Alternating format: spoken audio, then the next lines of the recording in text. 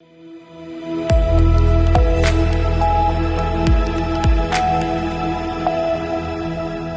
के बाद एक बार फिर से सभी का स्वागत है सी न्यूज़ भारत में। वक्त हो गया है उत्तर प्रदेश बुलेटिन का। उत्तर प्रदेश बुलेटिन में बात होगी यूपी की खबरों पर, जहां बताएंगे कैसे औरैया में चोरों के हौसले हैं बुलंद। वहीं ये भी दिखाएंगे कैसे बलिया में सरे रहा शिक्षक को मार दी गई गोली। ऐसी तमाम खबरों की विस्तार से चर्चा करेंगे इस बुलेटिन में। औरैया से खबर है, जहां चोरों को पुलिस का कोई भय नहीं रहा। लगातार हो रही चोरी की घटनाओं को सदर कोतवाली पुलिस रोकने में लगातार नाकाम साबित हो रही है। अब अज्ञात चोरों ने दुकान के सामने साइकिल चोरी कर ली। बता दें कि अज्ञात चोर के द्वारा साइकिल चोरी करने की घटना सीसीटीवी कैमरे में कैद हो गई है। चोरों की घटना सीसीटीवी में कैद होने के बाद भी सदर कोतवाली पुलिस अभी तक घटना का खुलासा नहीं कर पाई है। सदर कोतवाली क्षेत्र के श्रेष्ठ स्वीट हाउस शहीद पार्क के पास की घटना बताई जा रही है। औरैया से सी न्यूज़ संवाददाता राजेश मिश्रा की रिपोर्ट। बलिया के उभाव थाना क्षेत्र में मंगलवार शाम तकरीबन 4 बजे 3 बाइक बदमाशों ने ओवरटेक कर एक सरकारी शिक्षक की बाइक पर बैठी शिक्षिका से छेड़खानी की, जिसका विरोध करने पर बदमाशों ने शिक्षक को गोली मार दी। गंभीर रूप से घायल शिक्षक को अस्पताल ले जाया गया, लेकिन मऊ रेफर किए जाने के दौरान रास्ते में उनकी मौत हो गई। मृतक देवरिया के कंपोजिट विद्यालय में प्रधानाचार्य थे और बैठक खत्म होने के बाद शिक्षिका के साथ घर लौट रहे थे। पुलिस अधीक्षक ने बताया कि मामला दर्ज कर जांच के लिए 4 टीमें गठित कर दी गई हैं और सीसीटीवी सहित कई माध्यमों से आरोपियों की तलाश की जा रही है। जल्दी सख्त कार्रवाई की जाएगी।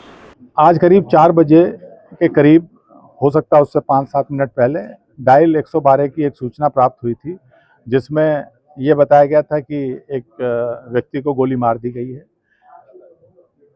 इस सूचना पे तत्काल मजरूब को परिजन वहाँ निकलने वाले लोग जो हैं बलिया ले गए थे, पहले पीएससी ले गए थे। उसके बाद फिर उनकी गंभीर हालत को देखते हुए मऊ ले गए थे। वहाँ से रेफ़र ट्रॉमा सेंटर के लिए किया था, तो बनारस ले जा रहे थे। रास्ते में उनकी डेथ हो गई है। जो मृतक हैं वो शिक्षक हैं, जो देवरिया में लार में कंपोजिट स्कूल है, वहाँ पे प्रधानाध्यापक थे। बताया ये जा रहा है कि वहाँ संकुल की एक बैठक थी, उससे वो और उन्हीं के स्कूल की एक अध्यापिका हैं, वो आ रहे थे। तो बेलथरा रोड कस्बे, उभाव कस्बे से पहले ही थाने से करीब 1.5-2 किलोमीटर पहले की 3 मोटरसाइकिल वालों ने ओवरटेक किया। जो उनके साथ महिला थी, उनका ये कहना है कि उनमें से एक उनकी इन पे हाथ डाला, प्रतिवाद किया। उसी में एक बदमाश ने, जो बीच में बैठा था, उसके द्वारा गोली चला दी गई थी। महिला वहां से उसी समय बदहवास, क्योंकि घटना का एक ट्रॉमा होता है, चली गई थी। अभी डेड बॉडी परिजनों के आवास इनके बेटे का इंतजार हो रहा है। जैसे ही एफआईआर प्राप्त होती है, हमारी जो है करीब 4 टीमें इसमें लगी हुई हैं और जो भी टेक्निकल, सीसीटीवी और मैनुअल, सारे तरीके से हम लोग कोशिश कर रहे हैं और उम्मीद है जल्दी ही इस घटना का अनावरण करेंगे और जो अपराधी हैं उनके विरुद्ध कठोरतम कार्रवाई की जाएगी। बलिया से सी न्यूज़ संवाददाता जेपी तिवारी की रिपोर्ट। जौनपुर के शाहगंज में जेसीआई शाहगंज सिटी द्वारा आयोजित जेसी सप्ताह का भव्य समापन ग्रेड डे सेलिब्रेशन और अवार्ड नाइट के साथ ज्योत्सना मैरिज लॉन में हुआ, जिसमें मुख्य अतिथि डॉक्टर राजकुमार मिश्रा, विशिष्ट अतिथि हनुमान प्रसाद अग्रहरी और नेशनल कोऑर्डिनेटर अविनाश जायसवाल रहे। अध्यक्ष दीपा सेठ और चेयरमैन उज्जवल सेठ के नेतृत्व में आयोजित इस समारोह में सामाजिक कार्यों में योगदान देने वाले जेसी सदस्यों, प्रतियोगिता विजेताओं, संयोजकों और सहयोगियों को सम्मानित किया गया। साथ ही बेजुबान संस्था के जुड़े अभिलाष आर्य और उनके साथियों को विशेष रूप से सम्मान मिला। कार्यक्रम में गणेश वंदना, जेसी आस्था पाठ और फैशन शो जैसे आकर्षक प्रस्तुतियां हुई, जिसमें दिवाकर मिश्रा, मिस्टर जेसी, अनु गुप्ता, मिसेज जेसी रेट और अर्पित गुप्ता, मिस्टर जे सुने गए। बता दें कि संचालन सौरभ सेठ और आयुष्मान ने किया। कार्यक्रम में पूर्व पालिका अध्यक्ष Geeta Jaiswal, doctor SL Gupta, Saint Xavier's school के प्रधानाचार्य RB Srivastava, public inter college के प्रधानाचार्य आशीष मौर्य समेत कई लोग मौजूद रहे। आज जेसीआई का ग्रेड डे बहुत ही सफलतापूर्वक समापन हो गया है। इस तरीके का कार्यक्रम हमेशा होना चाहिए ताकि नगर में सकारात्मक कार्य करने के साथ साथ हम लोगों को हर्षोल्लास के साथ उसे मनाया जा सके, ताकि लोग और प्रेरित हों। मुझे संचालन करने का अवसर प्रदान किया गया अध्यक्ष जी द्वारा। मुझे काफ़ी खुशी है कि कार्यक्रम बहुत ही सफलपूर्वक रहा। इसके लिए आप अध्यक्ष जी का आभार व्यक्त करते हैं। हाँ, क्या नाम आपका? आयुष्मान है। जैसे कि सर हेनरी किसिंजर JCI के जो फाउंडर प्रेसिडेंट थे, उनकी जन्मदिन को मनाने के लिए 9 सितंबर से 15 सितंबर तक हम लोग पूरा विश्व के सभी JC चैप्टर में इस महान दिवस को मनाता है। हमारा JC शागन सिटी की तरफ से भी 9 तारीख से लेकर लगातार हम लोग कार्यक्रम अलग अलग कार्यक्रम किए हैं। काफ़ी सारा उसके लिए तारीफ़ें मिली है। आज उसका आखिरी दिन में पूरा हफ्ते का जो हम लोग मेहनत की है, जो यादगार पल था, उसको याद करने के लिए पूरा शाहगंज नगर के जितनी भी जनते हैं सभी को बुलाया गया था। काफ़ी सारा एंटरटेनमेंट प्रोग्राम हुआ और काफ़ी सारा अवार्ड्स बांटे हैं हम लोगों ने। और आज के दिन को हमेशा हमेशा के लिए हम लोग यादगार बना दिया है। बहुत अच्छा लग रहा है। आज के कार्यक्रम में जितने भी लोग आए थे, शाहगंज नगर के जितने भी गणमान्य व्यक्ति है, उन सबको मैं दिल से धन्यवाद कहूँगी। हमारा जैसे परिवार पूरा साथ था, उनको भी मैं दिल से धन्यवाद कहूँगी। और बहुत अच्छा सफर रहा। सचिव जी, आप क्या कहना चाहेंगे? आज के प्रोग्राम में मैं सबसे पहले अपना कीमती वक्त निकाले हुए जितने भी यहाँ हमारे अतिथि लोग आए थे, उनका मैं तहे दिल से धन्यवाद देना चाहूँगा कि हमारे एक बुलाने पे वो यहाँ पे आए, हमारे कार्यक्रम को तवज्जो दिए और यहाँ पे कार्यक्रम में आकर के उन्होंने चार चाँद लगाया। जैसा कि हमारी टीम पूरी की पूरी साथ थी और अध्यक्ष मैम ने बताया कि आज हम लोगों ने क्या किया, बहुत ही शानदार तरीके से चीज़ें सफल रही, यादगार रही और ये हमेशा यादगार रहेगी लोगों के दिलों में। बहुत ही सब कुछ बहुत ही शानदार थी। जौनपुर से सी न्यूज़ संवाददाता दिवाकर मिश्रा के साथ दीपक सिंह की रिपोर्ट। कन्नौज जिले की गुरसाहिगंज PSC पर खुलेआम वसूली का खेल जारी है, जबकि स्वास्थ्य विभाग इससे अनजान बना हुआ है। कुछ दिन पहले 13 रब्बू गांव की एक प्रसूता से अवैध वसूली की गई थी, जिसकी शिकायत पीड़िता ने मीडिया में बयान देकर मामले की वीडियो सामने आने के बाद CMO डॉक्टर स्वदेश गुप्ता ने डिप्टी CMO से जांच कराए जाने की बात कही और कहा कि अगर जांच में ANM दोषी पाई गई तो उसके खिलाफ सख्त कार्रवाई की जाएगी। सरकारी अस्पतालों जो प्रसव केंद्र खोले गए हैं उसमें गरीब तबके लोग प्रसव के लिए जाते हैं, लेकिन कुछ ऐसा आया है कि संज्ञान में कि 3 से 5 हज़ार तक के रुपए ANM द्वारा लिए जाते हैं। देखिए, ये जो है हमने भी वीडियो में और ऐसे मेरे संज्ञान में आया है और इसकी जांच जो है भी मेरे यहाँ के जो डिप्टी CMO हैं डॉक्टर मोहम्मद इरशाद जी को उनको मैंने सौंपा हुआ है। लेकिन बड़े दुख की बात है कि इस तरह की में जो शिकायत कोई करने वाला नहीं आता है यहाँ पे। अगर कोई शिकायत कर देता है तो हमें मजबूती मिलती है और हम जा कर के जो कर्मचारी इस तरह की गतिविधियों में जो कि हम पता लगा रहे हैं उसके विरुद्ध हम कड़ी कार्रवाई करेंगे। लेकिन जो है जो व्यक्ति अगर कुछ ये आरोप नहीं लगाएगा ना बताएगा तो उसके बाद उन लोग मुकर जाते हैं, तो इसलिए बड़ा मुश्किल हो जाता है। लेकिन तब भी जो है हम उसको उस जगह से हटा देंगे और कड़ी कार्रवाई करेंगे। प्रसव केंद्रों पर आप अपना नंबर लिखा दें ताकि या किसी ऐसे आपने डॉक्टर का लिखा दें जिससे कोई गरीब तबका वहाँ बंदा जाता है तो आप फोन कर सकें, क्योंकि वीडियो में साफ महिला कह रही है कि ये तो सरकारी है, यहाँ पैसा नहीं लगता है। नहीं, आपने जो ये राय दिया है कि सभी प्रसव केंद्रों में पहले से भी लिखा है, हम फिर से लिखवा देंगे देख के कि यहाँ पे जो है सभी सेवाएं निःशुल्क हैं और हम जो है अपने जो नोडल RCH के हैं डॉक्टर ब्रिजेश शुक्ला, उनका नंबर भी लिखवा देंगे। कन्नौज से सी न्यूज़ संवाददाता महेश गौड़ पप्पू की रिपोर्ट।